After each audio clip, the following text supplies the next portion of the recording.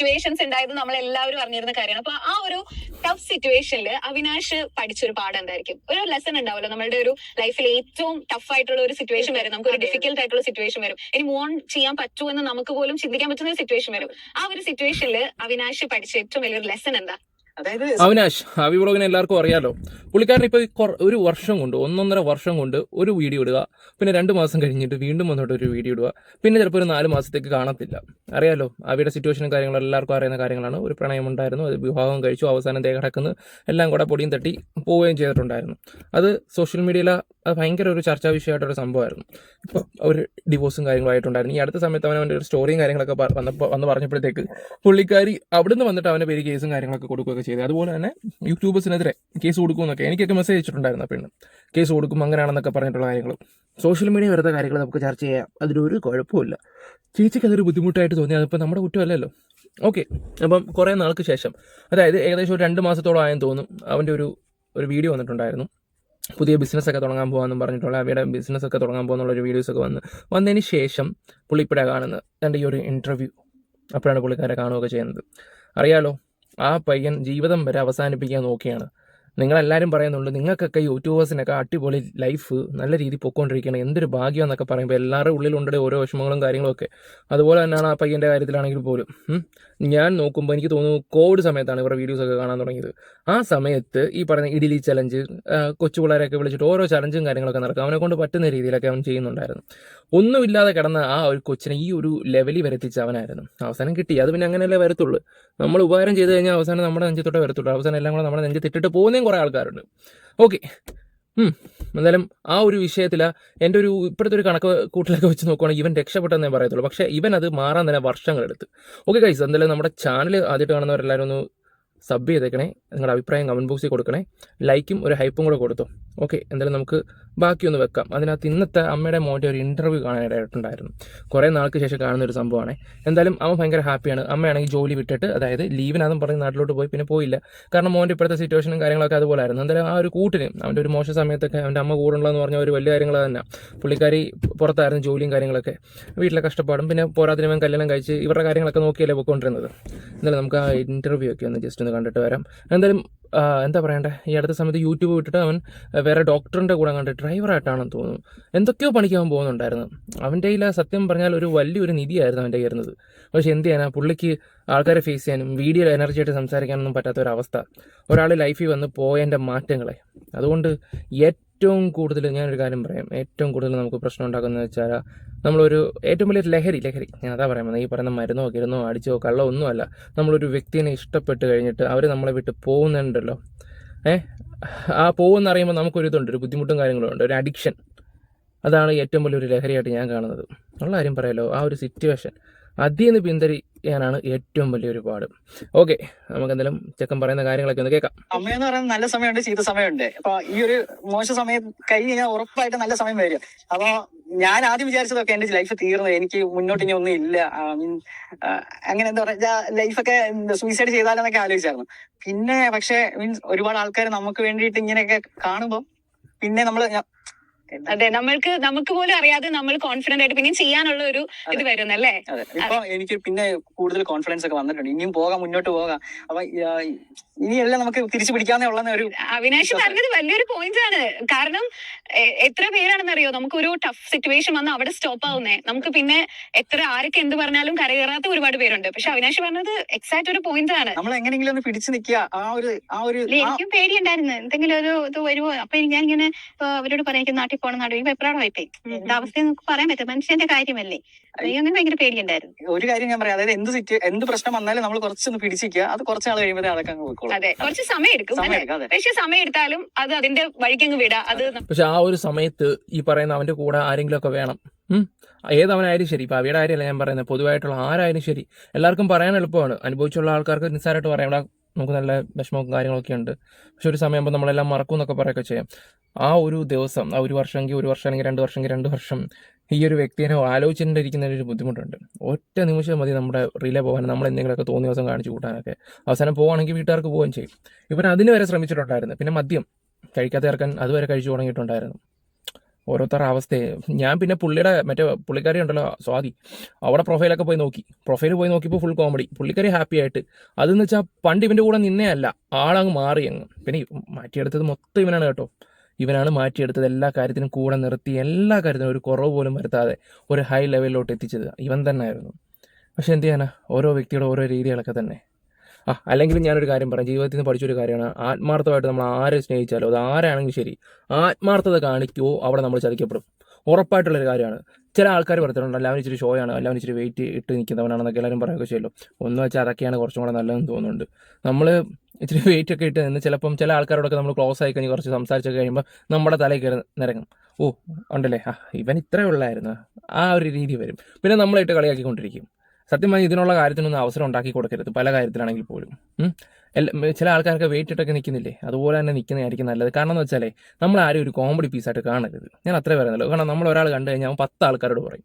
അതിനേക്കാളും നല്ല ഞാൻ വെയിറ്റ് ഇടുന്നവനോ അവനിച്ചിരി ഇതാണ് അത് കേൾപ്പിച്ചാലും ഈ മൊണ്ണയാന്ന് കേൾപ്പിക്കരുത്. ഉള്ള കാര്യം പറയാലോ. നമ്മൾ ഓക്കെ ആവും.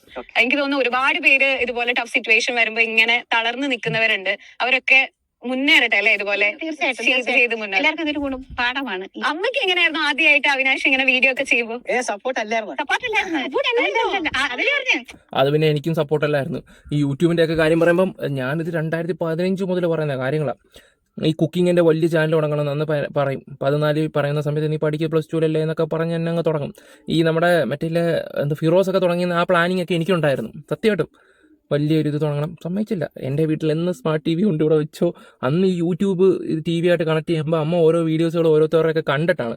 അപ്പോഴും ഞാനിത് ചെയ്യുമ്പോൾ ഞങ്ങളുടെ ഫാമിലിയിലുള്ളവർക്കാണെങ്കിലും എന്നെ അറിയാവുന്നവർക്കാണെങ്കിലും അവൻ ചുമ്മാ ചെയ്യുന്നു, ക്ലിക്കാവുന്നൊന്നും തോന്നുന്നില്ല എന്നുള്ള രീതിയിലൊക്കെ സംസാരങ്ങളുണ്ടായിരുന്നു. പക്ഷേ ഞാൻ ഓരോ ദിവസം 3-4 വീഡിയോ ചെയ്യും. 3-4 വീഡിയോ ചെയ്യും. എനിക്ക് എന്താ പറയണ്ടേ, കയറി വരാൻ പറ്റുമെന്നൊന്നും അറിയത്തില്ല, പക്ഷെ ഞാൻ ചെയ്തുകൊണ്ടേ ഇങ്ങനെ ഇരിക്കും. ചെയ്ത് അവസാനം ഞാനിപ്പോൾ അത്യാവശ്യം ഈ ഒരു ലെവലിൽ എത്തിയിട്ടുണ്ട്. അപ്പോൾ ഇപ്പോൾ ഇവൻ ഈ ഒരു കാര്യം പറഞ്ഞപ്പോൾ ഞാൻ എൻ്റെ കൂടെ കാര്യം കൂടെ ചേർത്ത് പറഞ്ഞതാണ്. ഓക്കെ, ബാക്കിയും കൂടെ വെക്കാം. ചില ആൾക്കാരൊക്കെ പറയുന്നുണ്ട് കാര്യം പറഞ്ഞിട്ട് പോകണം, നീയൊക്കെ നിൻ്റെ കാര്യങ്ങൾ പറയരുത്. ഞാനിതൊരു ഫാമിലി ബ്ലോഗും കൂടെ ആയിട്ട് അങ്ങ് കരുതിയാൽ മതി. ഈ ഒരു വീഡിയോ അങ്ങനെ കരുതിയാൽ മതി. ഇഷ്ടപ്പെടുന്നവർ മാത്രം കണ്ടുവരാം, കാണാം, അല്ലാത്തവർക്ക് സ്കിപ്പ് ചെയ്ത് പോവാം. അത് എവിടെ പോ അപ്പൊ ഒരുത്തർ പറഞ്ഞു മോൻ വീഡിയോ ഇട്ടല്ലോ, നേപ്പാളിന് പോയി. അപ്പൊ ഞാൻ എവിടെ പോവാ, ഞാൻ എറണാകുളം വരെ പോവാ, ജോലിക്ക് പോവാ. അപ്പൊ നേപ്പാളിൽ പോയി നിർത്താം. ഞാൻ നേപ്പാളിൽ പോയോ? ഇല്ല, ഞാൻ എറണാകുളത്ത്. നിങ്ങൾ വേഗം ഇടുവാ. അപ്പൊ പറഞ്ഞു അപ്പോഴാണ് നേപ്പാളിൽ പോയി വീഡിയോ അങ്ങ് ഇട്ട്. കാര്യം എന്താ വെച്ചാൽ ഞാൻ AC മെക്കാനിക്കൽ പഠിച്ചായിരുന്നു. അപ്പൊ ആ ഒരു ഫീൽഡിൽ തന്നെ പോകാൻ പുറത്തോട്ടൊക്കെ ഇതായിരുന്നു അമ്മയുടെ അച്ഛന്റെ ആഗ്രഹം. പക്ഷെ അത് ഞങ്ങളാരുമല്ല, സ്വന്തമായിട്ട് തന്നെ പോയി കമ്മീഷൻ കടയിൽ വെളുപ്പിനെ 3 മണിക്ക് പോയി അങ്ങനെ കിട്ടുന്ന പൈസയ്ക്ക് പോയി പഠിച്ച അതാണ്. അപ്പൊ അങ്ങനെ ഒരാള് നമ്മളെ വെളിയിലൊക്കെ വിട്ടാൽ നല്ല ഇതായിരിക്കും. അപ്പൊ ഇപ്പൊ യൂട്യൂബിനകത്ത് ചാടി. അതാവുമ്പോ നമുക്ക് സന്തോഷമുണ്ട്, നമുക്ക് ഇഷ്ടമുള്ളതല്ലേ നമ്മൾ ചെയ്യുന്നത്. ആ സമയത്തൊന്നും ആർക്കും അറിയത്തില്ലല്ലോ യൂട്യൂബ് എന്താണ്, ഇതിന്റെ ഒരു ബാക്ക് സൈഡ് എന്താണ് എന്നുള്ളത് അറിയാൻ തുടങ്ങി. അതെ, ഇപ്പൊ എങ്ങനെയാണ് അമ്മയ്ക്ക്, ഇപ്പൊ എന്താണ് ഫീൽ ചെയ്യുന്നത്? അന്ന് യൂട്യൂബ് എങ്ങനെയെങ്കിലും വീഡിയോ ഇടാനാണ് പറയുന്നത്. വഴക്കാണ് വീഡിയോ ഇടുന്ന വീഡിയോ. കാരണം ഈ കമന്റ് കാണുമ്പോഴേ നമുക്കൊരു സന്തോഷമല്ലേ. അവര് പറയാ എളുപ്പം വീട്, വേഗം വീട് തുടങ്ങും. എന്നിട്ട് ഒരിച്ചിരി പറയുന്നു ഒരു ശകല സമയം മതി, ഒരു അതെങ്കിലും ഒന്നും വേണ്ട, ചുമ്മാ വന്ന് നിൽക്കുക അങ്ങനെയൊക്കെ പറയുമ്പോഴത്തേക്ക് അത്രത്തോളം ഇഷ്ടപ്പെടുന്നുണ്ടല്ലേ അങ്ങനെയൊക്കെ പറയുന്നത്. അടുപ്പിച്ച് കുറെ വീഡിയോ ഇട്ടാൽ തീരാത്ത പ്രശ്നങ്ങളൊക്കെ ഉള്ളു എനിക്ക്. പക്ഷെ അതും ഇപ്പൊ അങ്ങോട്ട് പറ്റുന്നില്ല. അതാണ് ഞാൻ ഇങ്ങനെ ഒരു ഞാൻ ഇടയ്ക്കൊക്കെ ഇവൻ വന്നിട്ട് തന്നെ പറയും ഞാൻ സ്ട്രോങ് ആയി, ഞാൻ തിരിച്ചു വന്നു എന്നൊക്കെ ഇവൻ തന്നെ ഇവന്റെ വീഡിയോസുകൾ കിടന്ന് പറയുന്നുണ്ട്. എന്നിട്ട് അവൻ തന്നെ അടുത്ത വീഡിയോ വന്നിട്ട് പറഞ്ഞ കാര്യം ഞാൻ കുറച്ചും കൂടെ ഓക്കെ ആവും. ഇത് പറയാൻ തുടങ്ങിയിട്ട് 1.5 വർഷമായി. ഇവിടെ പോയതൊക്കെ പോട്ടെ പുല്ല്, അത്രേ ഉള്ളൂ. നമ്മുടെ ജീവിതത്തിൽ നിന്ന് പോയി നമ്മൾ സമാധാനിക്കുക. ഒന്ന് ആലോചിച്ച് നോക്കി, കിട്ടും കഴിഞ്ഞ് ഇത്രയും നാൾ ആയി കഴിഞ്ഞാൽ നിന്നെ വേണ്ടാന്നും പറഞ്ഞ് വേറെ പോവുകയാണെങ്കിൽ അതിനേക്കാൾ നല്ല പോകുന്നതാണ് നല്ലത്. പോട്ടുമില്ല അവർക്കൊക്കെ വേണ്ടി നീ എന്തിനാണ് നിന്റെ സമയം കളയുന്നത്? ചില ഈ ആത്മാർത്ഥമായിട്ട് സ്നേഹിക്കുന്ന ആൾക്കാരെ ചിലൊരു തോന്നലുണ്ട്. ഓക്കെ, ഞാനിങ്ങനെ ഹാപ്പി ആയിട്ടിരിക്കുമ്പം അവൾ വിചാരിച്ച് കാണും ഞാൻ അവളെ ആത്മാർത്ഥമായിട്ടല്ല സ്നേഹിച്ച്, കണ്ടില്ല അവനിങ്ങനെ നടക്കുന്നത്. ചില അവന്മാർക്ക് അങ്ങനെ തോന്നും. ഉള്ള കാര്യം തുറന്നു പറയാമല്ലോ. അങ്ങനെ ചില ആൾക്കാർക്ക് തുടങ്ങും. അപ്പം വേണ്ട, അവിടെ മുമ്പിൽ ജയിച്ച് കാണിക്കേണ്ട, അങ്ങനെ ഇരിക്കുന്ന ചില ആൾക്കാരുണ്ട്. അതെന്താണെന്നറിയോ, ആ വ്യക്തിയോടുള്ള ഇഷ്ടം കൊണ്ടാണ്. പക്ഷെ എൻ്റെ പൊന്നളിയ, നമ്മളതൊക്കെ ആലോചിച്ചും കണ്ട് ഇവിടെ ഇരിക്കുകയൊക്കെ ചെയ്യും. അവസാനം ചോറിയും കുത്തി ഇരിക്കത്തേ ഉള്ളൂ. ഞാൻ ഉള്ള കാര്യം തുറന്നു പറയല്ല. അവരവിടെ എന്താ പറയണ്ടേ, അവൻ മൊണ്ണയാണ് ഷൊണ്ണയാണെന്നൊക്കെ പറഞ്ഞുകൊണ്ടിരിക്കും. അവൻ്റെ കഴിവില്ലായ്മ കൊണ്ടാണ് ഞാൻ പോയെന്നുള്ള രീതിയിൽ അവർ 10 ആൾക്കാരോട് പറഞ്ഞെടുത്ത്. അതിനേക്കാളും നല്ലൊരു നാണക്കേടില്ല. അപ്പോൾ അതിനേക്കാളും എന്താണ് ചെയ്യേണ്ടതെന്ന് വെച്ചാൽ പോയി 4, 3, 5 വീഡിയോ ഒക്കെ ഇരുന്ന് ഉള്ള കാര്യം ഞാൻ തുറന്നു പറയാമല്ലോ.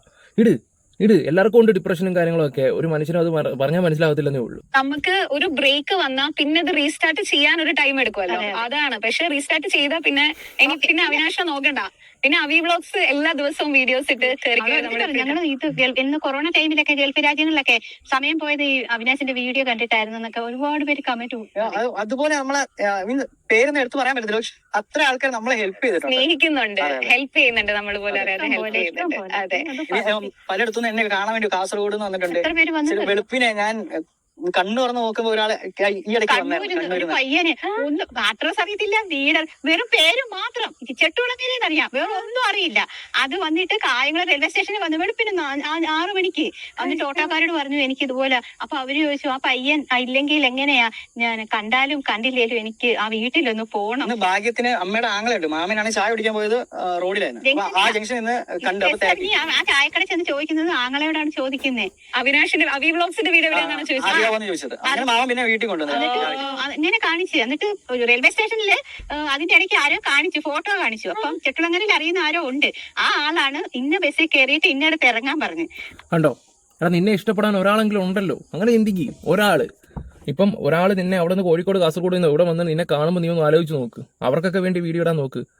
ചുമ്മാ ഇങ്ങനെ ശോകം അടിച്ച് ഇടയ്ക്ക് ഒരു ബിസിനസ് ആണെന്ന് പറഞ്ഞിട്ട് അതിന് കുറച്ച് നാൾ നടക്കുകയും ചെയ്യുന്നുണ്ട്. എടാ നീ ഒരു ദിവസം ഒരു 2-3 വീഡിയോ, 2 വീഡിയോക്ക് സ്റ്റോറി റിയാക്ഷൻ വീഡിയോ അല്ലല്ലോ, ഫാമിലി വ്ളോഗിന്റെ വീഡിയോ എല്ലാം ഒരെണ്ണം വെച്ച് ഇട്ടിട്ട് പോടേ. ഉള്ള കാര്യം പറയാലോ, ഇട്ടിട്ട് പോ, കാണാൻ ആൾക്കാർ വെയിറ്റിംഗ് ആണ്. എന്നെ പുള്ളിയുടെ വീഡിയോ എടാ മോനെ നീ അവനെ വേണ്ടി സംസാരിക്കുന്നു പറഞ്ഞിട്ട് വെങ്കടേഷ് എന്ന് പറഞ്ഞൊരു ചേട്ടനുണ്ട്, എൻ്റെ ചേട്ടൻ്റെ കൂട്ടുകാരനാണ് വെങ്കി. ചേട്ടൻ എന്നെ വിളിച്ചിട്ട് പറഞ്ഞു എടാ മോനെ നീ അവന് വേണ്ടി ഒന്ന് സംസാരിക്കണം, നിങ്ങളൊക്കെ വീഡിയോ ചെയ്യണം, ഞങ്ങൾക്കൊക്കെ. അത് പട്ടാളക്കാരനാട്ടാ. പുള്ളി എനിക്ക് പറഞ്ഞൊരു കാര്യം എന്ന് വെച്ചാൽ അവനെ അവൾ തേച്ചിട്ട് പോടാ, അവളെന്ത് ദ്രോഹിയാണെന്നുള്ള രീതിയിലൊക്കെ പുള്ളിക്കാരൻ എന്നോട് കുറെ സംസാരിക്കുകയോ ചെയ്യും. നീ അവനൊക്കെ സപ്പോർട്ട് ചെയ്യണം, അവനൊക്കെ തിരിച്ചു വരാൻ വേണ്ടി സംസാരിക്കണം, എന്നൊക്കെ എന്നോട് പറയുകയൊക്കെ ചെയ്യും. അപ്പോൾ ഈ അടുത്ത സമയത്താണെങ്കിലും ഞാൻ ഈ പുള്ളിയുടെ ഒരു കോണ്ടന്റ് എടുത്ത് ആ ചേട്ടൻ പറഞ്ഞിട്ടായിരുന്നു സത്യത്തിൽ ഞാൻ എടുക്കുക തന്നെ ചെയ്തത്. ഓക്കെ, അപ്പോൾ ഇവിടെ സ്നേഹിക്കാൻ ഒരുപാട് ആൾക്കാരുണ്ട്. നെഗറ്റീവ് കമൻസും കാര്യങ്ങളൊക്കെ വരും, പക്ഷെ നമ്മളെ സ്നേഹിക്കാൻ കുറച്ച് ആൾക്കാരുണ്ടല്ലോ, നമുക്ക് അത് തന്നെ വലിയ കാര്യമാണ്. ചിന്തിക്ക്. അങ്ങനെ പറഞ്ഞു കൊടുത്ത് ആ ആള് ഇപ്പൊ ഈ കൊച്ചിന് ആ ചായക്കടയിൽ പോയിട്ട് എന്റെ ആങ്ങളോടാ ചോദിക്കുന്നത് അവി വ്ളോഗിന്റെ വീട് എവിടെയാണെന്ന്. ആങ്ങളോടെ കൊണ്ടുവന്നു വിളിച്ചാണെങ്കിൽ കണി കാണിക്കുന്ന ക്രിസ്തുമസ് സമയത്താ. എന്നിട്ട് ഇവിടെ വന്ന് ഇവിടെ പോയി കേക്കൊക്കെ മേടിച്ചു തന്നിട്ടാ പോയത്. എന്നിട്ട് ഞങ്ങളോട് പറഞ്ഞ് കണ്ണൂര് പറഞ്ഞേ, ഞങ്ങൾ പറഞ്ഞ് പറശ്ശിനിക്കട വരുമ്പോ ഉറപ്പായിട്ടും വരുമെന്ന് പറഞ്ഞു. ഏറ്റവും കൂടുതൽ ട്രാവൽ ചെയ്യാൻ ആഗ്രഹമുള്ള ഒരു പ്ലേസ് ഏതാ? ഇനി നമ്മൾ ഇത് ട്രാവൽ ചെയ്ത് ഇത് വ്ളോഗ് ആക്കണം എന്ന് തോന്നുന്ന ഒരു പ്ലേസ് ഏതായിരിക്കും? അത് സിക്കിം തന്നെയാണ്. കാരണം സിക്കിമിൽ വെച്ച് ഒരുപാട് മെമ്മറീസ് ഉള്ളതാണ്. അവിടുത്തെ ആളുകളാണെന്നുണ്ടെങ്കിൽ ഭയങ്കര സ്നേഹമാണ്. അങ്ങനെയാണ് എന്നെ അവിടെ ചെന്നപ്പോ അവർ ട്രീറ്റ് ചെയ്തത്. അപ്പൊ അവര് കാണാറുണ്ടായിരുന്നു വീഡിയോസ് ഒക്കെ? ഇല്ല, അവർ കണ്ടിട്ട് പോലില്ല. നമ്മള് എന്നുവെച്ചാൽ അവിടുത്തെ ആൾക്കാരുടെ ബിഹേവിയർ അങ്ങനെയാണ്. അങ്ങനെയാണ്. പനി വന്നു. നമ്മളൊക്കെ ആണെങ്കിൽ വേറൊരു രാജ്യത്ത് വരുന്ന ഒരാളിനെ നമ്മൾ വീട്ടിൽ കയറ്റത്തില്ല, എനിക്കത് ഇപ്പഴും ഞാനത് ആലോചിക്കും. എന്ത് കൊച്ചിന്റെ പേര്? മോണിക്കല്ലേ, മറ്റേ ശിഖയുടെ വീട്ടിലല്ലായിരുന്നു? ശിഖയാണ് ഇവിടെ വന്നത്. അപ്പൊ അത് ബാക്ക് പാക്കർ സുധി എന്ന് പറഞ്ഞൊരു ഫ്രണ്ട് ഉണ്ടായിരുന്നു. അപ്പൊ ആളുടെ ഒരു കോണ്ടാക്ട് വഴി നമ്മൾ ആ ഒരു വില്ലേജിലോട്ട് പോയതാ. അതങ്ങ് മറ്റേ നോർത്ത് സിക്കിമിലാണ്, അങ്ങ് എൻഡിലാണ്. അപ്പൊ അവിടെ പോയി ഇങ്ങനെ ആദർശമായിട്ട് ഈ ഒരു ഫാമിലിയെ കണ്ടു. അവരാണെന്നുണ്ടെങ്കിൽ ഭയങ്കര സ്നേഹമായിരുന്നു. പനിയായിട്ട് 4 ദിവസം അവര് നോക്കിയെന്നുള്ളത് ഒരു പരിചയം പോലും ഇല്ല. നമ്മളാണ് ചെയ്യത്തില്ല. അപ്പൊ എനിക്ക് അതിശയായി പോയി, ഇങ്ങനെ ഇത്രയൊക്കെ ആൾക്കാർ ഇവനൊക്കെ വേണ്ടി നിൽക്കുമ്പോൾ അവൻ അഹങ്കാരം. ഞാൻ അങ്ങനെ പറയത്തുള്ളൂ, നിനക്ക് അഹങ്കാരം. അതുകൊണ്ട് നീ വീഡിയോ ഇടാൻ നോക്ക്. ഞാനൊക്കെ യൂട്യൂബിൽ പണ്ടൊക്കെ ഇരുന്ന് കോവിഡ് സമയത്ത് പുള്ളിയുടെ വീഡിയോ ഒക്കെ ഇരുന്നായിരുന്നു എൻ്റെ പരിപാടിയൊക്കെ. നമ്മളൊക്കെ ചെയ്തുകൊണ്ടിരുന്ന അന്നായിരുന്നു. ഇപ്പോഴാണ് നമ്മൾ ഇതിലോട്ട് വരികയൊക്കെ ചെയ്തത്. എടാ നമ്മൾ വിചാരിച്ചാൽ പറ്റാത്ത കാര്യങ്ങളില്ല, ഉള്ള കാര്യം തുറന്നു പറയാമല്ലോ. അതുകൊണ്ട് ഇച്ചിരി സ്ട്രോങ് ആയിട്ട് വീഡിയോസും കാര്യങ്ങളൊക്കെ ഇടാൻ നോക്കുക. നിങ്ങൾ കറക്റ്റായിട്ട് വീഡിയോ ഇട്ട് കഴിഞ്ഞാൽ നിങ്ങൾക്ക് എങ്ങും പോകേണ്ട ആവശ്യമില്ല, വീട്ടിൽ തന്നെ ഇരിക്കുക. അത്രയും ഞാനിപ്പോൾ പറയുന്നുള്ളൂ. നല്ല ഹാപ്പി ആയിട്ട് സെറ്റായിട്ട് എന്തായാലും ഞാൻ ഈ വീഡിയോ അപ്ലോഡ് ചെയ്യുമ്പോൾ ഇതിൻ്റെ താഴെ ആ വീഡിയോയുടെ താഴെ വന്നിട്ട് എന്തായാലും അവിനാശിൻ്റെ ഈ ഒരു വീഡിയോ കാണും. അപ്പോൾ നിങ്ങൾ ഫുൾ വീഡിയോ കൂടെ കാണുമ്പോൾ നിങ്ങൾക്ക് കുറച്ചും കൂടെ സന്തോഷമായിരിക്കും. ഓക്കെ ഗൈസ്, അപ്പം എന്താ പറയുക, നിങ്ങൾ തന്നെ പറയാം കമൻറ്റ് ബോക്സിൽ. നമ്മുടെയൊക്കെ വീഡിയോസൊക്കെ ഇവർ കാണും, അതൊക്കെ ഉറപ്പാണ്. അപ്പോൾ നിങ്ങൾ എന്താ പറയണ്ടേ, സബ്സ്ക്രൈബേഴ്സ് നിങ്ങളുടെ അഭിപ്രായങ്ങൾ നല്ലൊരു മോട്ടിവേഷനായിട്ട് അവനൊന്ന് കമൻറ്റായിട്ട് ഇട്ട് കൊടുക്കുക. ഓക്കെ, അവൻ വായിച്ചവനൊന്ന് സന്തോഷിക്കട്ടെ. അല്ലെങ്കിൽ നിങ്ങൾ അവൻ്റെ കമൻറ്റ് ബോക്സിൽ പോയിട്, എടാ വാടാ വീഡിയോ ഇടാൻ പറ. അങ്ങനെ അപ്പം bye guys, love you all, by.